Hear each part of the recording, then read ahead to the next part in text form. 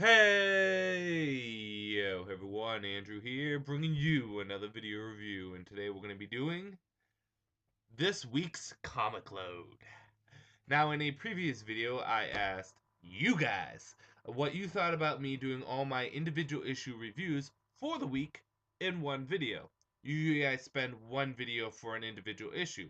But I want to try doing them all in one video. And the reason for doing this is one, it saves time for me. It gives me more time to do other things that I need to do. Um, Two, it allows me to streamline my videos. So, what I would like to do is personally every week have a video for my individual issue reviews, a video for news and updates, which is my Andrew Cutter picks of the weeks, and then a video for blogging, which is what I am thinking. And that also frees up time for me to do maybe a trade review. A lot of people are asking for Batman the Black Mirror. I just haven't had time to review it. So, if I get more time, it may be able to allow me to do other reviews or other videos. So, I asked you guys, and for the most part, you guys gave a favorable response, and at least most of you said that you would give it at least a chance. So, we'll see how things go in this video, and you guys give me feedback. Like I said, this is going to be all my video, well, it be all my reviews in one video. So I'm going to condense things down a bit and kind of give you quick points that you need, but hopefully I will still give you all the information you need to make the educated decisions to pick up a comic or not pick up a comic. And as always, these reviews are coming out right after I read the comics, so all my opinions are fresh in my mind. So with that said, let's jump into it with first Batman and Robin issue number 7. And almost all of these are issue number 7s.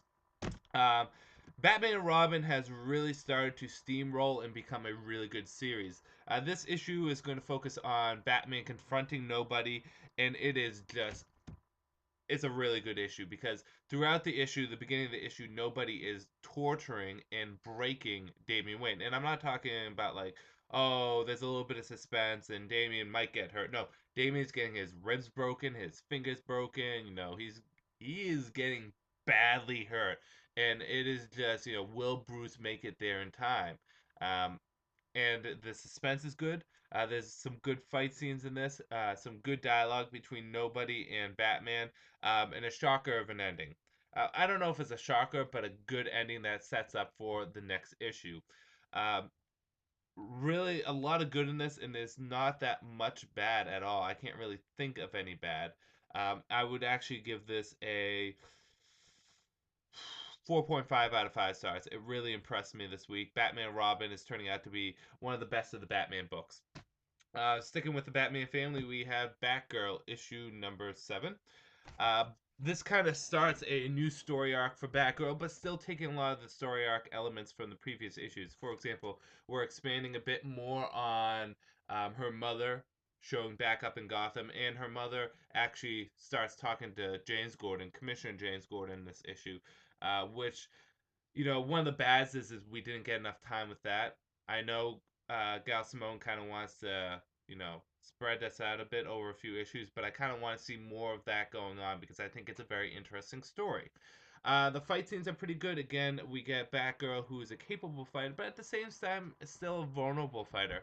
An interesting twist at the end, and yeah, on a whole, it was a good issue. I think the only bad I could say about this issue is the fact that we didn't get more with Barbara's mother and father. I would have liked more of that, and the villain in this, I'm not feeling him so much. I think Batgirl needs a little bit more stable villains. I would actually like to see some of the Batman villains that aren't being used, like maybe, let's say, Mad Hatter or Film Freak. Maybe spruce them up and use them in the Batgirl comic because I'm not really feeling these villains that much. The Mirror was okay, but Gretel, not really feeling her. And this guy, which I completely forget his name because he's really, really not that important. I think and if I look through this right now, I probably won't find it. Uh, yeah. Oh, Grotesque. Not really feeling the villain, but on a whole, it was a good issue. it kind of goes back to what I say with Grant Morrison. It's Grant Morrison's strengths is Gal Simo's weaknesses. Gal Simo does some great dialogue in this and some great character interactions, particularly between Black Canary and Barbara Gordon. I'm really loving her Barbara Gordon here. I just think the pacing and the plotting needs to be a little bit fine tuned. But besides that, I'm going to give this a 3.5 out of 5 stars. A good issue. It was fun. Just made me want a little bit more. And the last book for the Batman family this week was Batwoman. Now, I love Batwoman, but I'm not too much feeling this issue for Batwoman. There's a lot of jumpiness back and forth, and I think that's one of the two issues I have with the Batwoman series because the character dialogue in this is really good. My favorite part is with Batwoman's father and Betty Kane, just him talking to her in the hospital. The dialogue is very good, the character interactions are very good, and the characters are very well defined. I like Batwoman is. I like Flamebird. I like her father. You know, I like the characters in this. My biggest problem with this comic, and is very exemplified in this issue, is one, is getting too much in the mysticism and arcana and magic. And I like the fact that it was very Legends of the Dark Knight and superstitious, but I think they're going a little too far with this. And the structure of the comic, they keep on flashing back and forward, and it feels very schizophrenic. Well, schizophrenic is not really the word, but it feels it's not a very well structured comic. It's just back and forth, back and forth, back and forth. And I don't like that. Um, the art is also a little too bright, a little too colorful. Again, I want to have a Legends of the Dark Knight feel to this, a very superstitious, dark creature of the night feel, and I think Batwoman does a good job with that. On the whole, I'm going to actually give this 2.5 out of 5 stars. It really didn't do much for me. Didn't really enjoy it, wasn't really interested. And Batwoman is such a good comic, it's just not doing it for me right now. So we got that. Next is Green Lantern issue number 7. We just well, we just talked about Gal Simone and Grant Morrison having the issues. Jeff John, same thing here. Jeff Johns is starting a new story arc with the Indigo Tribe, and he's really starting to set things up. And I like when he set things up. He set things up with the Guardians in this, more with the Guardians, and I like the story arc going on with the Guardians because I don't think the Guardians are nice people, and he's really showing this here. The Indigo Tribe, I never trusted them, and I have good reason not to trust them. Hal, Sinestro's, and Carol's interactions were all great together, and there was a little bit of a blowout between Hal and Sinestro, which was fun. The problem with this is it's build up, build up, build up, but it's all build up, and that's what Jeff Johns likes to do a lot. It's a lot of build up. Whether or not he delivers on that depends on the story arc. I felt as though the thing is it was a lot of build up, and I felt as though the issue just ended. I don't know how to feel about this. It was fun. It was a good issue. I'm gonna give it 3.5 out of 5 stars. I did enjoy it. It's just something about this issue tweaked me the wrong way. I think it was just a fact that it's build up, build up, build up, and then it kind of just ends. Um, and it wasn't even that much of a twist or a shocker of an ending. It just ended. So yeah, 3.5 out of 5 stars. It was a good issue. Um, Demonites, issue number 7. We have the big fight between the Questing Queen and the Demonites. Um, there is fighting all throughout this. It is nothing but action, action, action, action. And with all the build-up we've been getting with the previous issues, we get the delivery here. There's some great fight scenes in this. Um, a lot of heroes win, a lot of heroes lose. There's some predictable story plots in here. That's one of the bad. Like Vandal Savage story, pretty predictable. But for the most part, this really definitely delivers on all the build up we've been getting with the Demon Knights. Great final battle between the Quest and Queen. It worked out perfectly. Everything got tied up in a nice, neat package, but at the same time, we get kind of layering and foreshadowing for future issues. 4.5 out of 5 stars. Yeah, 4.5 out of 5 stars. It was just really good. It's very violent too, so be prepared. Moving on, we have Deathstroke. Deathstroke has found out that his son Grant is still alive. He found out where the legacies are coming from, legacies being these dudes right here. And basically, he wants to have a final showdown, but he's still pretty wounded and lost a lot of blood because, oh, he's had a submarine thrown on him. And the basic plot is just Grant versus Slade, father versus son, Deathstroke versus Ravager. Uh, the good about this issue is it has some really nice, fun fight scenes. The Grant and Slade fight was really nicely done, and at the same time, there was some good dialogue going on in there. The ending was pretty good. I think it worked well with the story that was being told. And on a whole, I really enjoyed this issue. It kind of sad because Rob Liefeld is going to be jumping on as artist and as writer, and while I will stick with the comic, I'm a little concerned because Deathstroke was very much rooted in kind of real reality, comic book reality, but as much in reality as you can for a super soldier. Next, he's going to be fighting Lobo. While I like Lobo, Lobo's fun. I don't know. But on the whole, this issue was pretty good too. I really liked it. I thought it wrapped up. Deathstroke started off slow, but it's working out pretty nicely. I'll give this a 4 out of 5. Definitely a must pick up. Superboy. Superboy issue number 7. Superboy has been a very up and down series and has been more down than up. When I talk about the Superman family, when it comes down to the comics, I think Supergirl is doing the best with action and well, with Superman coming in second, action coming in third, and Superboy coming in fourth. This is my personal opinion. Most people like to put action before Superman, but I think Superman's a little bit better. But that we're not talking about that. We're talking about Superboy. The problem is there's been a lot of talk and a lot of doing things, but there hasn't been a lot of going anywhere. Uh, Superboy has just been kind of finding himself. Last issue was atrociously bad, but this issue is a bit better. There's some good fighting in this. There's a confrontation between Ravager, well, not Ravager because she's not Ravager, Rose Wilson and Superboy in this. Pretty interesting fight. Leaves off on an interesting note on Rose Wilson's part. But the bad is it really doesn't leave off on an interesting note for Superboy's part. There is the concept that Superboy is not the only clone. Oh, shocker. It's not really that big of a shocker. I'm not too surprised. It didn't take me back. And then at the very end, what happens to him, it doesn't really surprise me either.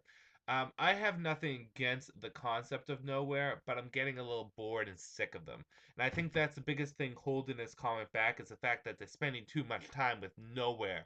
They should go off and go somewhere. Um, on a whole, though, the fighting was pretty good. The dialogue wasn't bad. I'm gonna give this a 3 out of 5 stars. Not a bad issue. Um, Again, it's a testament to the fact that Superboy as a comic has some good and it has some bad. But this was better than most. So, Superboy issue number 7. Moving on to Mr. Terrific issue number 7. I've been picking up the Mr. Terrific stuff on the side. This is the second last issue before it gets canceled. So, exactly how this issue is going to go off. Well, the basic concept behind this issue is a ship randomly appears in dock. No one's driving it at all, or sailing it, or what would you say? Piloting it, or sailing it, or driving it? It's a big like cruise liner. But anyways, the cops call in Mr. Terrific to investigate. Some invisible force is holding him back. What is that invisible force? And there's a big bomb about to go off. Can Mr. Terrific decipher what's going on and take out that bomb? And also, in addition to that, we have one of his employees. Well, something's going on with him. Good. I like the ending to this book. I thought the setup with the employee was nice. We do see Kara Star in this for a little, just a little, use her powers. Um, Bad. Uh, the thing is I don't like the I don't. I like the concept. I was going to say it wrong. I like the concept of how Mr. Terrific's comic should be approached. Very sci-fi, very 80s, 90-ish. I think the biggest problem with Mr. Terrific is this, and this is what turns me off to the comic when I read it. It's not the characters because the characters are fun. It is one. inconsistent villains or threats. Two, overly wordy dialogue. I easily doze off during this comic because there's just so much to take in, and I don't want to take it in. I want things to be fast paced, but still at the same time be very, very, sci-fi. I like Mr. Terrific as a character. I think he's a good character, but this comic really, it's getting canceled for a reason. It's just not good. So Mr. Terrific issue number 7, I'm gonna give it a 1.5 out of 5 stars. I really didn't like this. I was waiting for this issue to get over, especially with it being the 7th issue. You think that they would focus more on the setup for the final issue, but they don't. They just do a little bit. So yeah, that was a very disappointing issue, which is a bummer because um, issue number, I want to say 3 through 5. So those 3 issues were fun issues. That wasn't a good issue. And rounding it off this week at number 6, not number 6, at issue number 6 is Shade, issue number 6 of 12. They don't actually have the 6 of 12 on there, but it is 6 of 12. Where we last left off, Shade went to Barcelona to talk to, I don't know what you would call her. She's not family, but she calls the Shade her father. A protege, I wouldn't call her that. A friend, I don't know if I call her that either. Basically, it's a young girl that he saved from becoming a full vampire, and she's now kind of a halfish vampire, and she's the champion of Barcelona. And he went to Barcelona to get a vial of blood that she has of his. However, a bunch of stuff goes on, and they have to take on a religious zealot. Now, um, good. What I like about the Shade and what I like about James Robinson is the dialogue. It's a lot of dialogue, and I said this in my previous Shade review. You need to sit down and be ready for it. You can't just be in a rush. You can't just read this on the train on your ride home or read this while you're waiting for your significant other to get ready. You need to have this at a nice, calm, relaxing time. Maybe at night before you go to bed, just to sit down and read because this is a lot of dialogue, but it's good lot of dialogue. It's definitely the contrast and the opposite of Mr. Terrific, where there's a lot of dialogue that's not interesting, where there's a lot of dialogue that is interesting. James Robinson does a very good job at making this a detective kind of mystery, which I like. There's a lot of detective work that's done in here, which is good. He has always a good voice for the Shade. The art direction I think is good for the tone that they're trying to take with this comic. At least for this mini story that's going on, these 2, 3 issues. And it leaves off on a good note. Bad? I can't really think of any bad. The only thing that kind of tweaked me out is this. One is another superhero comes in from Barcelona. I forget his name. He wears like a lizard motif. His costume's so silly. It's so stupid. And not a campy, nice way. It's just so stupid. However, the other thing that bothers me is the Shade looks different in this art direction than he did in previous art directions. Over the 6 issues that we've had, although the artist has switched, and it's understandable they're going to do their own take. For example, in the first few issues, he had kind of long hair. Not really long, but longer hair. And his hair is probably around my size, maybe a little bit longer, but his hair's inconsistent. And if I do remember, he had the mutton chops, kind of long sideburns, and I don't remember him having them in this. I'll take a quick look, but I mean, he had long sideburns, but not like they were portrayed beforehand. I don't know. Other than that, though, this is a good issue. I'm gonna give this a 4 out of 5 stars too. I really like James Robinson's writing. I think he has a good voice for the Shade. And I'm really, really enjoying this series as just a fun little adventure series. And the thing is James Robinson has an excellent, excellent understanding of how to do an adventure story, where there is a goal in mind, and then you have to go through stuff to get that goal. He wants this vial of blood, but happens to go on this miscellaneous adventure, helping out one of his, I'll say, proteges along the way. Good job, good structuring, good adventure. So yeah, 4 out of 5. Enjoyed it. Uh, so yeah, that's all for this week for my comic load. Technically, I also have Buffy, but I'm going to do my Buffy reviews and my Angel reviews separate. Um, But yeah, on a whole, those were the reviews.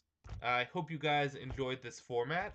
If you like it, let me know. If you don't like it, just let me know what you would like to change. But I feel like I'm probably going to lean towards continuing this because, like I said, I spent 20 minutes on this where I spend, maybe 5 minutes for each issue. And I have 1, 2, 3, 4, 5, 6, 7, 8, 9. 9 times 5, around 45 minutes, and then we also have to take into the fact of how many times I have to redo a video because I screw up somehow. So, yeah, just let me know what you think, and also let me know your opinions on these comics. Tomorrow I will post on my Andrew Cutter Picks of the Weeks, and I have an announcement and a little surprise for you people out there. You fellow comic book brethrens, my fellow comic book fans, something you guys have requested that I will do, and I will tell you in my Andrew Cutter Picks of the Week. So with that said, I'm going to end this video here. This is Andrew saying peace out for now.